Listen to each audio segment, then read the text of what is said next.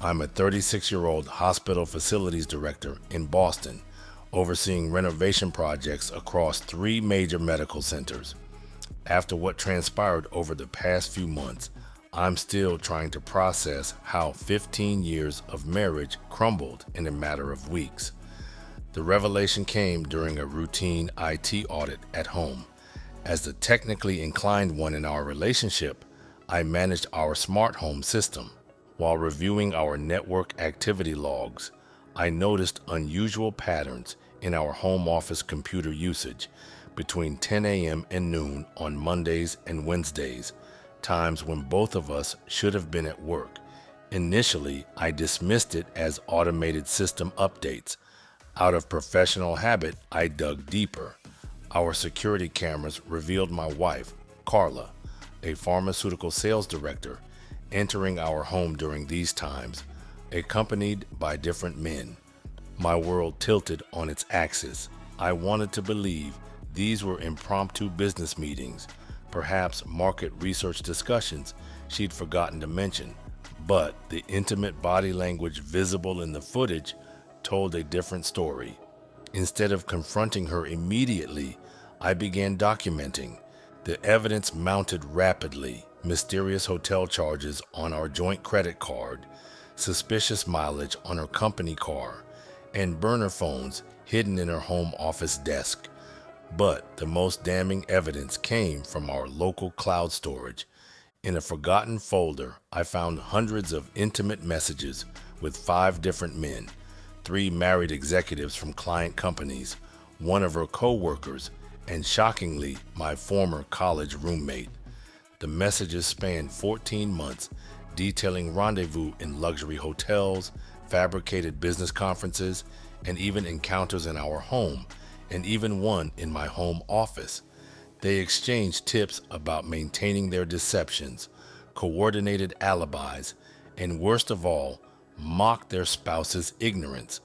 Carla's messages about me were particularly cruel, joking about how she'd manipulate my trust with excessive affection after her encounters. For 3 weeks, I meticulously gathered evidence while maintaining my calm exterior. I didn't want her catching on to anything. Each morning, she'd kiss me goodbye, send loving texts throughout the day, all while orchestrating her elaborate web of deception. The depth of her duplicity became apparent in her messages. She'd purposefully increased our intimacy to prevent suspicion, even suggesting we renew our vows for our upcoming anniversary. Following advice from a top divorce attorney, I secured my finances first. I documented our assets, transferred my portion of our joint accounts to new ones, removed her as an authorized user from 2 of my credit cards, removed her from my life insurance policy, and safeguarded irreplaceable family heirlooms. Then came the confrontation. One evening, on my way home from work, I made a video clip of everything and sent her the link to the video, made of footage stills, credit card statements, and message transcripts. By the time I got home, Carla had reviewed the video. She cycled through predictable stages: categorical denial, minimizing the affairs as just physical, blaming work stress and emotional neglect, and finally, tearful promises of therapy and redemption. I am thinking to myself, bitch, please. I silently handed her divorce papers. Her reaction was volcanic, screaming about throwing away 15 years without trying to save our marriage, demanding couples counseling, calling me heartless and vindictive. My stoicism only fueled her rage. When she noticed my phone recording our interaction, she fled to her parents' house. Within hours, my phone exploded with messages from family and friends. I'm writing this from a hotel arranged by my hospital's HR department, who've been remarkably supportive throughout this crisis. Carla's alternates between desperate pleas for reconciliation and threats to destroy my professional reputation. Tomorrow begins the formal divorce process. My attorney warns it will get messy before it gets better, but for the first time in weeks, I feel like I can breathe again. Update 1. 1 month later. The past month has unveiled layers of deception I never imagined possible. While settling into my living arrangement in the hotel, I discovered Carla had already crafted her defensive narrative. According to her version, I was an emotionally distant workaholic who drove her to seek connection elsewhere. Several mutual friends initially accepted her story until the evidence emerged. The wife of her co-worker reached out after finding their messages on his laptop. She shared conversations where Carla actively pursued him. They were meeting up at odd times. Their meetup times coincides with things they were already doing, as they claimed. She even helped him craft excuses to tell his wife. This revelation led to the co-worker being transferred to another facility. He didn't get fired, as their company has no policies against workplace romance. The most gut-wrenching disclosure came from my hospital's chief of medicine. During a private meeting, he revealed that Carla had attempted to leverage these affairs to secure exclusive contracts for her pharmaceutical company. She'd been offering specialized favors to influence prescription protocols. The hospital's legal team is now conducting a thorough review of all contracts associated with her company. Carla's behavior has become increasingly erratic. Last week, she appeared unannounced in the middle of a critical renovation planning meeting, causing such a scene that hospital security had to intervene. Hours later, she mass emailed all my family and friends and told them I was emotionally and physically abusive. Also, her desperate attempts to undermine my professional reputation have only strengthened my position in the divorce proceedings. Her family's support has evaporated since I shared the evidence. Her younger brother, a criminal defense attorney, broke down during lunch with me, admitting he'd witnessed similar patterns during her college years, but had dismissed them as youthful indiscretions. Their parents, both retired physicians, have stopped advocating for reconciliation and are now focused on getting her professional help. The divorce proceedings continue, though Carla contests every detail. She only stayed at her parents' place for a little while and came back home. She was told she didn't have to leave the house. She refuses to vacate our home, forcing us into court-mandated mediation over asset division. My attorney assures me her attempts to get alimony and any part of my retirement is at risk because of her infidelity. He told me even though Massachusetts is a no-fault divorce state, I can still file for a fault-based divorce. I've started seeing a trauma therapist. These sessions have helped me understand that Carla's behavior reflects her own pathology, not my worth as a husband or person. Managing 3 hospital renovation projects while navigating this personal crisis has been challenging, but my team's quiet support has been invaluable. Tomorrow brings our first major court hearing. This weekend, I'm finally moving into a permanent apartment near the hospital, a small step toward rebuilding my life. Update 2. 3 months after discovery, Carla's facade completely blew up in her face. 2 more revelations rocked our medical community.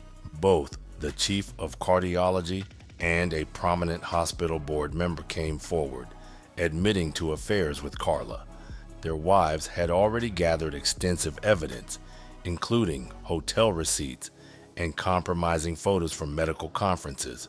Carla's pharmaceutical company suspended her temporarily after discovering she'd been using the company credit card for personal items and without permission. Some of the charges were for hotels for her affairs. The real estate holdings we uncovered were staggering. She'd used her pharmaceutical bonus money to purchase a luxury condo downtown, maintaining it as a meeting spot for her affairs. Inside, we found evidence of a drug habit. I never saw any of it, or I just didn't pay attention. She was using oxycodone. She wasn't any kind of accident or pain that I know of. Her mental state appears to be deteriorating. Last night, she appeared at my parents' business after hours, demanding they intervene. When they refused to engage, she vandalized my father's car, leading to her arrest. The crazy thing is, the responding officers also found prescription medications in her purse that were not prescribed to her. Her new attorney, the fourth one since this began, seems overwhelmed by her increasingly irrational demands. Each day brings new discoveries. A pharmaceutical rep from a competing company recognized me at a hospital function and apologetically shared that Carla had shown him intimate photos from our recent medical mission trip while propositioning him. The depth of her betrayal seems bottomless. I left the hotel. She knew where I was staying and showed up there 3 times asking for my room. I've moved into a secure apartment building, temporarily owned by the hospital, complete with 24/7 security. The hospital board has offered me an expanded role, overseeing facilities across our entire healthcare network, a fresh start I desperately need. Final update 6 months later. The divorce was finalized yesterday, ending this chapter of my life. The judge's ruling was devastating for Carla, largely due to her own self-destructive behavior throughout the proceedings. The forensic accountant uncovered over $147,000 in misappropriated pharmaceutical funds, which she must now repay. Her professional life is in ruins. Her pharmaceutical license has been suspended temporarily. Her company is contemplating filing criminal charges for the credit card she used without their permission. The evidence from her downtown condo proved catastrophic. She had recorded meetings with hospital executives without consent, attempting to gather blackmail material. Her parents, both respected physicians, testified about her history of manipulation during the final hearing. They've since established a research grant in medical ethics, a powerful statement about their priorities. I'm thriving in my expanded role, overseeing facilities across our healthcare network. My renovation team surprised me with a completion ceremony for our new pediatric wing. These dedicated professionals have become family. My trauma therapist notes significant progress. The panic attacks have subsided, and I have started attending medical conferences again. Yesterday, I received an unexpected email from the chief of cardiology's wife. She and her husband decided to reconcile, but only on one condition. Her husband's recovery program and reconciliation required full disclosure of his affairs, revealing Carla's elaborate methodology for targeting married executives. The calculated nature of her deceptions still astounds me. The most significant victory isn't the favorable divorce settlement or professional advancement. It's my emotional freedom. Looking forward, I'm focusing on our hospital network's expansion. We're breaking ground on a new trauma center next month. I've purchased land near a teaching hospital in Vermont, planning to build a wellness retreat for healthcare professionals in crisis. To everyone navigating similar betrayals, document everything, trust your instincts, and remember that healing takes time. The truth eventually surfaces, and professional integrity outlasts personal deception. This will be my final update. It's time to focus on healing others rather than dwelling on past wounds.